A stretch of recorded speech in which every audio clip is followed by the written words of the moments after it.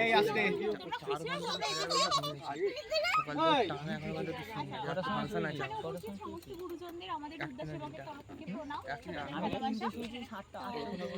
আমরা আজকে এসেছি এই যে দিদি আমার পড়ার দাদা মানে আমি যার কাছে পড়তাম সেই দাদার স্ত্রী ওই দিদির জন্মদিন চলে গেছে গত মঙ্গলবার।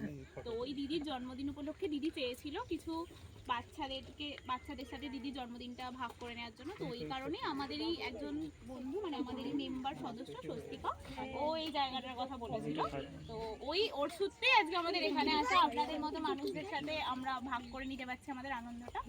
আসলে আমরা কি করি ঠিক আছে, আমরা এই যে দেখতে পাচ্ছেন দাদারা টি শার্ট পরে আসে না রবিদাস এবং লেখা সিদ্ধেশ্বরে আমাদের এই এনজিওটা ওখানে আমরা 50-এর উপর স্টুডেন্ট 70 থেকে 80 জন স্টুডেন্টকে বিনামূল্যে আঁকা শেখাই, নাচ আবৃত্তি এসব মানে এসব শেখানো হয়।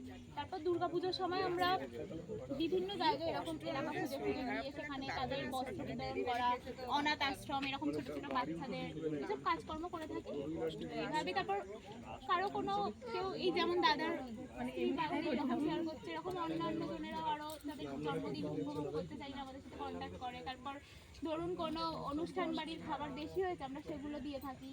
তো এইভাবেই হচ্ছে।